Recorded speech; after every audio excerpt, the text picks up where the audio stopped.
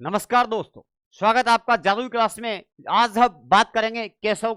मुद्दा है अपना केशव। चलिए प्रश्न आपके सामने ये रहा, केशव की कौन सी रचना है? काव्य निर्णय, रस रहस्य, कवि कल्पतरु, रसिक प्रिया। और मैं कहूंगा प्रश्न से सीखने को मिलेगा कैसे रचनाएं रीतिकाल में प्रश्न आते हैं 3-4 रचनाओं के, कैसे याद करें। ये कुछ एक वीडियो स्टार्टिंग जो वीडियो है उसको आपको एक हिंदी साहित्य को समझने का बेसिक कंसेप्ट दिया जा रहा है। उसके बाद ऐसे प्रश्न भी आएंगे जो विशेषताओं पर डिपेंड करते हैं। सुनिएगा, एक हम बढ़ाते रहेंगे क्लास की फ्रीक्वेंसी आगे से आगे। चलिए शुरुआत करता हूं मैं, आप तब तक उत्तर दीजिएगा। और क्लास अगर अच्छी लगे तो शेयर अवश्य कीजिए, शेयर अवश्य कीजिएगा। आप मनोबल बढ़ाएंगे उतना ही अच्छा करेंगे हम। तो काव्य निर्णय की बात करता हूं। सबसे पहले ये रचना है भिखारी दास की। किसकी? भिखारी दास ने क्या लिखा? भिखारी दास लिखते हैं काव्य निर्णय। क्या लिखते हैं?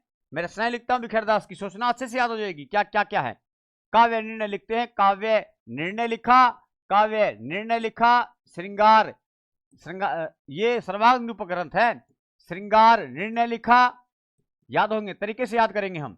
काव्य निर्णय, श्रृंगार निर्णय, शब्द नाम कोश लिखा, शतरंज सतिका लिखा, शतरंज सतिका लिखा, शतरंज सतिका लिखा, शब्द नाम कोश लिखा, शब्द नाम कोश लिखा, शब्द नाम कोश, कई शब्द नाम मिल जाएगा, शब्द नाम कोश लिखा। और छंदो वर्ण पिंगल लिखा, छंदो वर्ण पिंगल लिखा, छंदो वर्ण पिंगल लिखा।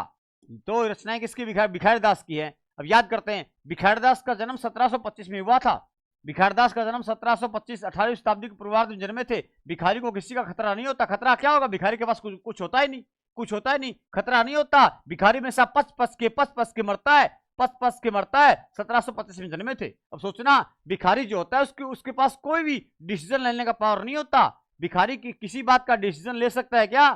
भिखारी किसी बात का डिसीजन ले नहीं सकता, निर्णय नहीं ले सकता। काव्य निर्णय हो गया, तो श्रृंगार निर्णय हो गया। निर्णय कौन नहीं ले सकता? भिखारी नहीं ले सकता। भिखारी को शतरंज खेलने का टाइम ही नहीं है, भीख मांगने के अलावा शतरंज खेलने का टाइम नहीं है। और भिखारी जब भीख मांगता है तो कहता है अल्लाह के नाम पे दे दे, अल्लाह के नाम पे दे दे, राम के नाम पे दे दे। ये किसके नाम लेता है? अल्लाह के शब्द लेता है, अल्लाह के नाम लेता है, अल्लाह के शब्द लेता है भिखारी। भिखारी गल करता है बात में कि भीख दो, गल करता है पिंगल, गल करता है छंद संबंधी ग्रंथ है। ये रचना किसकी? भिखारी दास की हुई। अब बात करते हैं रस रहस्य की। रस रहस्य लिखने वाला कौन था? कुलपति मिश्र था। कुलपति मिश्र थे। और कुलपति मिश्र ने क्या लिखा? रस रहस्य लिखा। और कुलपति मिश्र 1660 के आसपास जन्मे थे। कुल के पति एक था सेनापति, वो सेना का पति है। कोई रत्नाकर वाला, रत्नाकर मतलब समुद्र होता है, समुद्र विशाल होता है, सेना विशाल होती है, सेना विशाल होती है, सेनापति। कुलपति कुल का पति है। कुल के पति के कभी ठाट नहीं होते, कुल के पति के कभी ठाट नहीं होते, इसलिए 1660 होते हैं। 1660 हैं, 60 होते हैं। तो कुल के पति के ठाठ होते ही नहीं होते। आप देखिए रचनाएं हैं रस रहस्य, रस रहस्य। और रस रहस्य के बाद मैं रचनाएं लिखता हूं, इनकी संग्राम सार है, संग्राम सार है। रस रहस्य तो मम्मट के जो काव्य प्रकाश का छायानुवाद है, छायानुवाद है, अनुवाद किया है। संग्राम सार है। दुर्गा भक्ति चंद्रिका है, दुर्गा भक्ति चंद्रिका है। कहीं तरंगणी लिखा है, कोई खास बात नहीं, दुर्गा भक्ति चंद्रिका है। सोचना, कुल के पति का रहस्य पत्नी जान जाए, कुल के पति का रहस्य पत्नी जान जाए तो बताइए वो दुर्गा के समान बन जाएगी, नहीं बन जाएगी? कुल के पति का रहस्य समझ गए आप क्या कहना चाहता हूं? समझ, इशारा काफी है, इशारा काफी है। तो कुल के पति का रहस्य अगर पत्नी जान जाए तो दुर्गा के समान बन जाएगी। और दोनों के बीच संग्राम होगा कि नहीं होगा? ये तय है कि दोनों के बीच संग्राम होगा। चलिए बात करते हैं कवि कल्पतरु की। वो लिखने वाले केशव नहीं थे, वो लिखने वाले तो द्विज देव हैं। तो द्विज देव की बात कर लेते हैं फटाफट। इसकी द्विज देव रीतिकाल के अंतिम श्रृंगारी कवि कौन कहते हैं? शुक्ल जी कहते हैं। द्विज देव का मूल नाम मानसिंह था, मूल नाम मानसिंह था, अयोध्या के राजा थे और अंतिम श्रृंगारी कवि हैं। द्विज देव क्या लिखते हैं? एक तो लिखते हैं कवि कल्पतरु। क्या लिखते हैं? कवि कल्पतरु लिखते हैं। याद रखना, कवि कुल कल्पतरु नहीं है, कवि कल्पतरु में वो चिंतामणि त्रिपाठी लिखते हैं। कवि कल्पतरु में दो कह आते हैं। द्विज का मतलब दो होता है, द्विज में दो है। द्विज का मतलब दांत भी होता है, द्विज का मतलब पक्षी भी होता है, द्विज का मतलब ब्राह्मण भी होता है। लेकिन द्विज का मतलब यहां देखिएगा चंद्रमा भी होता है। लेकिन द्विज में दो हैं, तो दो कह हैं। कवि कल्पतरु में दो कह हैं, दो कह वाली ये लिखेगा। और द्विज का मतलब दांत होता है, तो श्रृंगार 32 लिखा। 32 मतलब दांत 32 होते हैं, दांत 32 होते हैं। श्रृंगार 32 या 40 होते हैं, ये 40 होते हैं। श्रृंगार 40 लिखा, श्रृंगार 40 भी लिखा, 32 ही लिखा, 40 लिख दिया। 40 लिख दिया, लिखने में क्या है। और एक रचना श्रृंगार लतिका सौरभ, श्रृंगार लतिका सौरभ की 40 दांत होंगे तो 40 दांत होंगे तो तुम अच्छे लगोगे, है ना। दांतों से 32 दांत अगर अच्छे ना हो तो सौरभ मतलब खुशबू आती है या बदबू आती है, वो आप तय कीजिए। द्विदेव हो गए। अब आगे रसिक प्रिया, उत्तर यही है केशव की, केशव की रचना थी। अब केशव की रचना, केशव के बारे में तय करते हैं, फटाफट सुनिए। केशव जो है वो 1555 में जन्मे थे, 1555 में जन्मे थे केशव के। आप केस याद रखिए, केस का मतलब बाल होते हैं, और बाल कभी सीधे नहीं होते तो सर कैसे होते हैं, ऐसे ऐसे ऐसे ऐसे ऐसे ऐसे होते हैं बाल। तो केशव 1555 में जन्मा था, ओरछा नगर के किनारे, बेतवा नदी के किनारे ओरछा नगर में जन्मा था।